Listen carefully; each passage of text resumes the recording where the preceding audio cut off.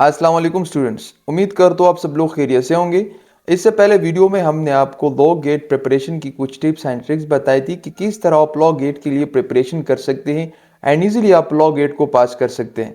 और साथ ही साथ में हमने आपको बताया था कि हम लॉ गेट की जो सिलेबस है उस पर लेक्चर्स स्टार्ट करेंगे। तो आज हम वो लेक्चर्स स्टार्ट करने जा रहे हैं। हमारा जो सबसे पहला लेक्चर होगा वो legal practitioner and bar council rule 1976 का जो चैप्टर 12 है, क्योंकि चैप्टर नंबर 12 जो है वो लॉ गेट का जो सिलेबस है उसमें इंक्लूड है। चैप्टर नंबर 12 में टोटल 41 रूल्स हैं, रूल नंबर 134 टू 175 बी। और ये चैप्टर है cannons of professional conducts and ethics of advocate. इस चैप्टर में सारी वो बातें बताई गई है जो एक वकील को करनी चाहिए, या इससे प्रोविजंस है, ऐसे रूल्स हैं जिससे एक वकील को मना किया गया है। यानी ये सारे वो इख्लाकियात है जो एक वकील होने के नाते एक वकील में होनी चाहिए। और यहाँ पर सारी जो प्रोविजंस है वो मैंडेटरी प्रोविजन है, या तो ये शेल नॉट या शेल से शुरू होती है। मतलब या वकील को मना किया गया है कि आप इस तरह नहीं कर सकते, या वकील को ऑर्डर किया गया, या वकील की ड्यूटी है कि वो उसको उस तरह करना चाहिए। और अगर वकील उस तरह नहीं करता तो वो प्रोफेशनल मिसकंडक्ट का मुर्तकिब होता है। इस चैप्टर को टोटल 4 पार्ट्स में डिवाइड किया गया है। इसका जो पार्ट फर्स्ट है वो है conduct with regard to other advocate, कि एक वकील का दूसरे वकील के साथ किस तरह रवैया होना चाहिए। उसका जो पार्ट नंबर 2 है वो है conduct with regard to client, कि एक वकील का एक क्लाइंट की तरफ किस तरह रवैया होना चाहिए, उसके साथ किस तरह बर्ताव रखना चाहिए, उसकी क्या ड्यूटी है क्लाइंट की तरफ। और जो पार्ट नंबर 3 है वो है duty of advocate toward court, कि एक वकील का कोर्ट की तरफ किस तरह रवैया होना चाहिए, उसकी ड्यूटीज क्या है toward court. And part number 4 जो है वो है conduct with regard to public generally, कि एक वकील का आम आवाम के साथ यानी पब्लिक जनरली के साथ किस तरह रवैया होना चाहिए, वो किस तरह उसको बर्ताव रखना चाहिए आम पब्लिक के साथ, आम आवाम के साथ। तो ये 4 पार्ट जो है चैप्टर नंबर 12 की ये लॉ गेट के सिलेबस में शामिल है। आज हम सिर्फ part number first conduct with regard to other advocate पढ़ेंगे, कि एक वकील का दूसरे वकील के साथ किस तरह रवैया होना चाहिए।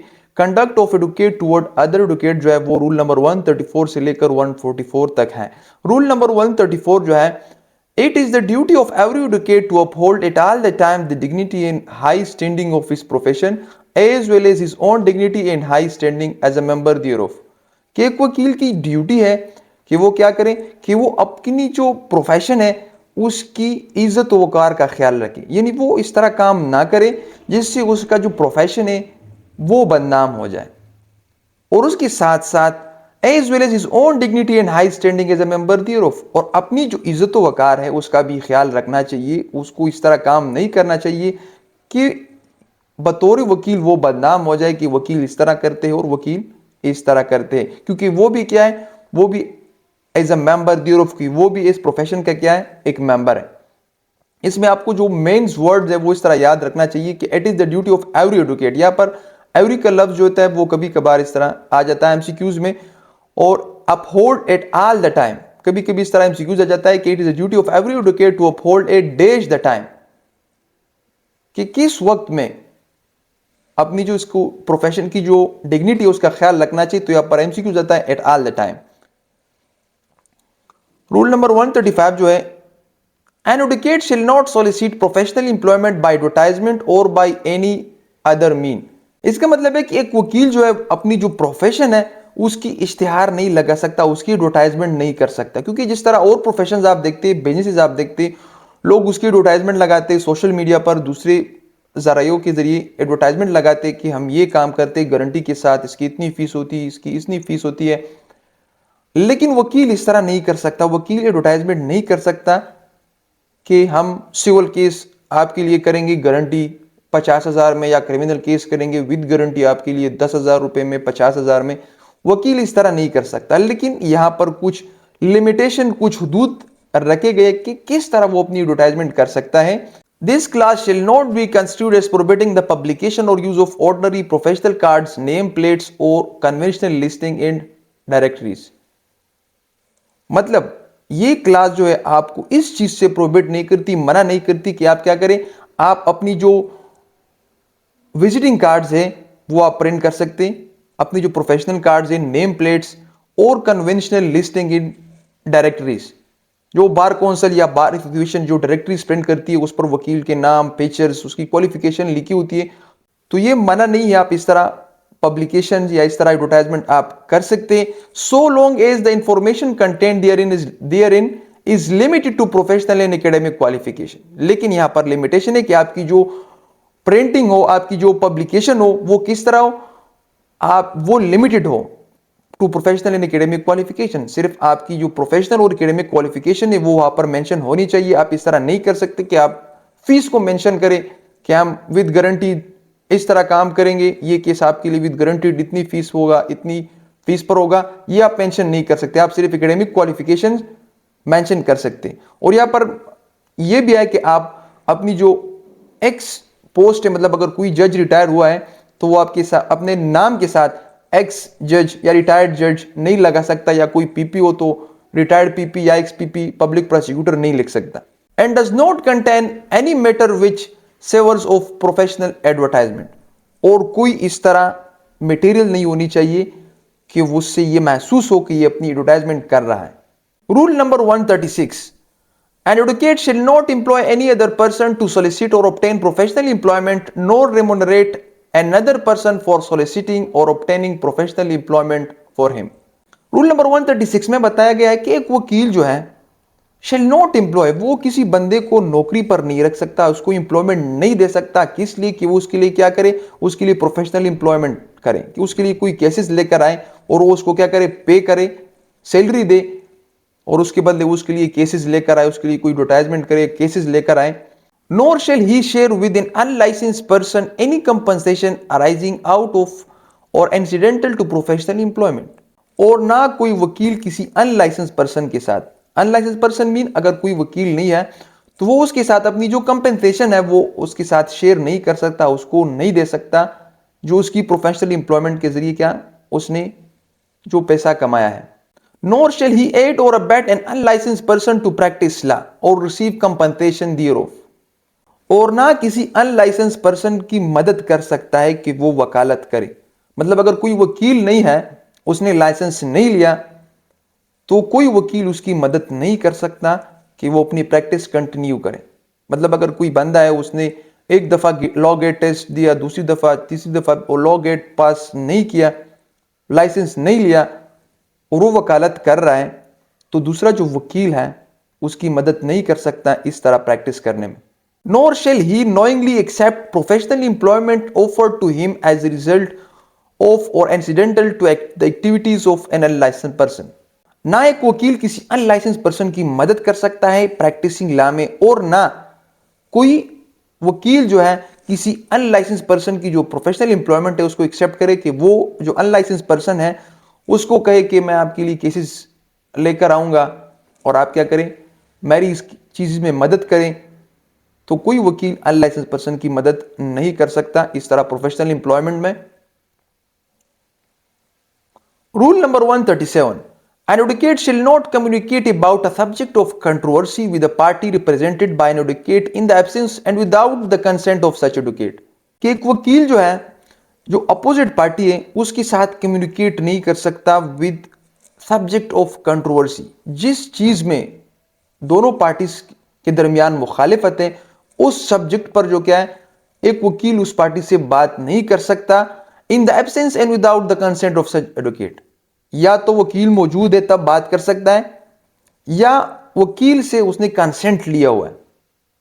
अगर वकील भी मौजूद नहीं है और जो दूसरी पार्टी का कौंसल है यानी एडवोकेट है, उसने कंसेंट भी नहीं दिया, तो वो जो दूसरी पार्टी अपोजिट पार्टी है, वकील उससे क्या कम्युनिकेशन नहीं कर सकता, बात नहीं कर सकता। तो यहां पर शेल नोट वर्ड अगर आप ज़हन नशीन कर ले, और यहां पर without the consent of such advocate, यहां पर कंसेंट का लफ्ज आ जाता है। तो ये इंपॉर्टेंट वर्ड्स है इस रूल्स में। Rule number 138 related to an advocate shall not in the absence of opposing counsel communicate with or argue before a judge or judicial officer except in open court and upon the merit of a contested matter pending before such judge or judicial officer, nor shall he without furnishing the opposing advocate with a copy thereof address a written communication to a judge or judicial officer concerning the merit of a contested matter pending before सच जज और judicial officer. यानी एक वकील जो है जज के सामने जो दूसरी पार्टी मौजूद नहीं है, दूसरी पार्टी का वकील मौजूद नहीं है, तो वो उसके सामने आर्गूमेंट नहीं कर सकता।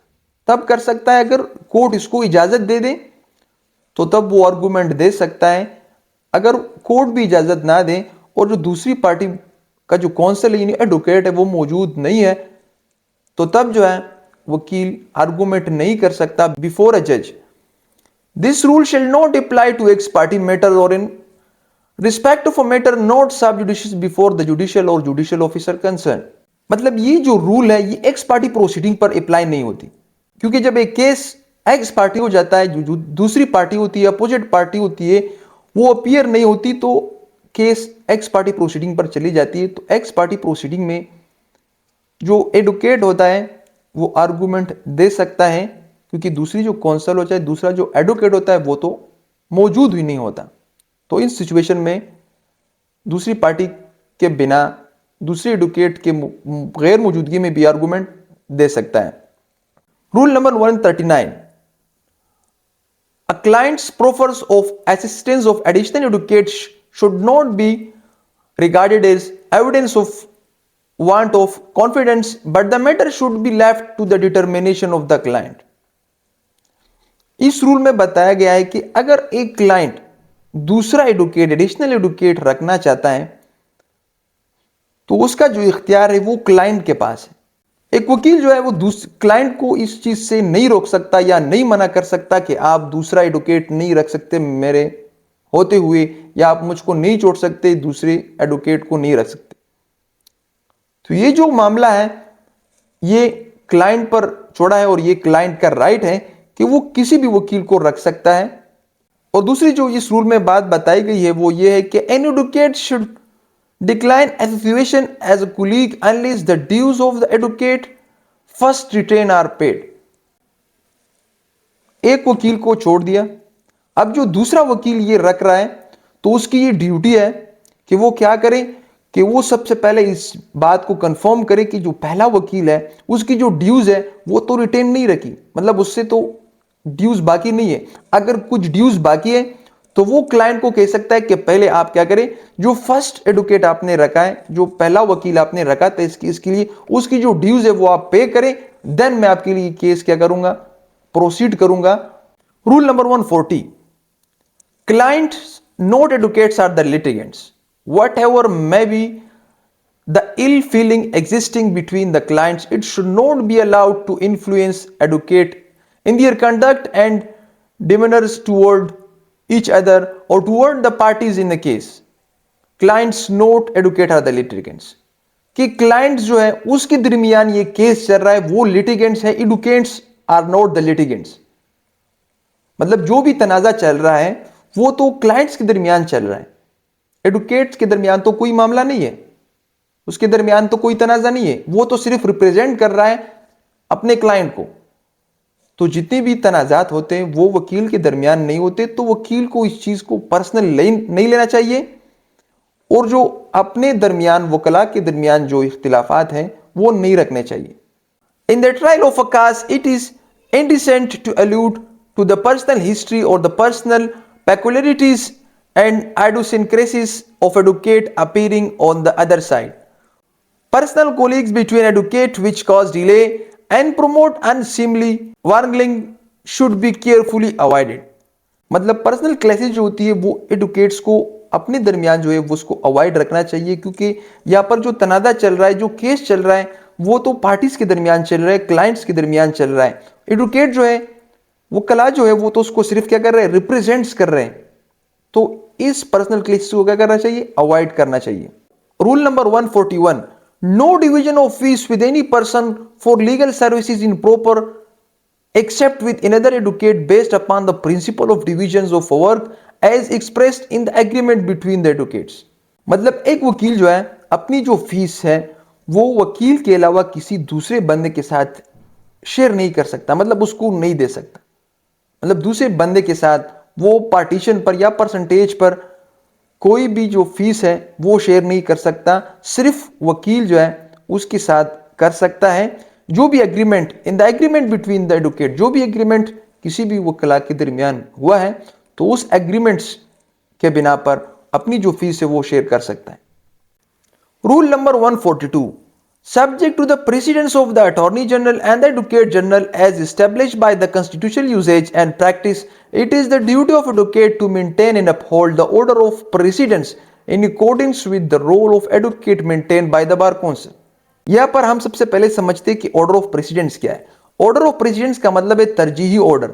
इस रूल नंबर 142 में सीनियरिटी की बात करते हैं कि कौन वकील सीनियर होगा। आया सीनियरिटी एज के लिहाज से होगी या एनरोलमेंट के लिहाज से होगी, कि जो पहले इनरोल हुआ है वो सीनियर होगा या एज जिसका ज्यादा होगा वो सीनियर होगा।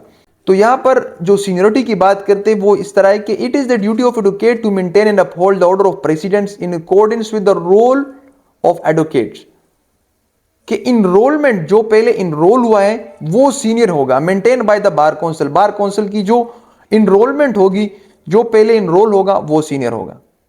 अगर दो बंदे हैं, एक का 2021 में इनरोल हुआ बार काउंसिल के साथ और उसकी एज जो है वो 25 है, और दूसरा जो स्टूडेंट है वो 2023 में इनरोल हुआ और उसकी जो एज है वो 35 या 40 है, तो जो 25 ईयर एज वाला होगा 2021 में जो इनरोल हुआ है, तो वो सीनियरिटी में इस 35 साल वकील से क्या होगा, सीनियर होगा।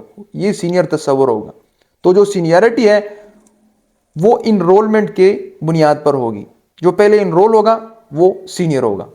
Rule number 143, junior and younger members should always be respectful to the senior and elder members. The latter are expected to be not only courteous but also helpful to their junior and younger brethren at the bar। इस rule में बताया गया है कि जो junior वकला है उसको इज्जत तकना चाहिए, उसको रिस्पेक्ट देना चाहिए, अपनी जो एल्डर या सीनियर वकला है उसको इज्जत देना चाहिए। और साथ ही साथ में जो सीनियर वकला है, जो एल्डर वन है, उसको यह भी बताया गया है कि आप क्या करें, आप जो जूनियर्स एडवोकेट्स है, जो यंगर एडवोकेट्स है, उसका ख्याल भी रखें और उसकी हेल्प भी करें in this profession. Case profession में केस प्रोफेशन में जो यंगर वकला आए हैं उसकी आप हेल्प भी करें। तो जूनियर जो वकला है उसको अपनी सीनियर्स की इज्जत रखनी चाहिए, और जो सीनियर वकला है उसकी अपनी जूनियर्स की क्या करनी चाहिए, उसकी हेल्प करनी चाहिए। Rule number 144, where more than one advocate is engaged on any side, it is the right of the senior member to lead the case and the junior members should assist him unless the senior। कि अगर एक case में 2 या 3 जो advocate से जो council है वो इंगेज हो जाए, तो बात करने का पहला जो है इख्तियार किसको है, तो वो सीनियर मेंबर को है, कि जो सीनियर मेंबर है वो केस को लीड करे और जो जूनियर मेंबर है वो उसको असिस्ट करे, उसकी हेल्प करे केस में। अनलेस द सीनियर, अगर सीनियर जो वकील है वो जूनियर को क्या कर दे, इजाजत दे दे कि आप इस केस को लीड करें, तब वो लीड कर सकता है। अगर सीनियर ने इजाजत नहीं दिया तो वो सिर्फ असिस्ट कर सकता है, और केस को क्या कौन लीड करेगा, जो senior one in the council है, जो मोस्ट सीनियर होगा। जितने भी काउंसिल इंगेज किए गए 2-3 वकला इंगेज है, तो उस 2-3 एडवोकेट्स में जो सीनियर होगा वो इस केस को लीड करेगा, और बाकी जितने भी काउंसिल होंगे वो सिर्फ असिस्टेंट करेंगे उस सीनियर वकील के। तो ये था आज का हमारा लेक्चर, जिसमें हमने conduct of advocate toward another advocate, के एक वकील का दूसरे वकील के साथ किस तरह रवैया होना चाहिए ये हमने पढ़ लिया। ये इंतहाई जो है इजी रूल्स थे। अगर आप इस रूल्स की वर्डिंग को 2-3 दफ़ा पढ़ लेंगे तो सारी जो रूल है वो आपको समझ में आ जाएगी, और अगर उससे जो एग्जामिनर है वो किस तरह भी एमसीक्यूज को आपको रिप्रेजेंट करे पेपर में, तो आप इसको इजीली अटेम्प्ट कर सकेंगे। इंशाल्लाह नेक्स्ट हमारा जो टॉपिक होगा वो होगा conduct of advocate toward client, के एक वकील का अपने क्लाइंट के साथ किस तरह रवैया होना चाहिए। तब तक के लिए हमें इजाज़त दीजिए और अपना बहुत सारा ख्याल रखिए। अल्लाह हाफिज़।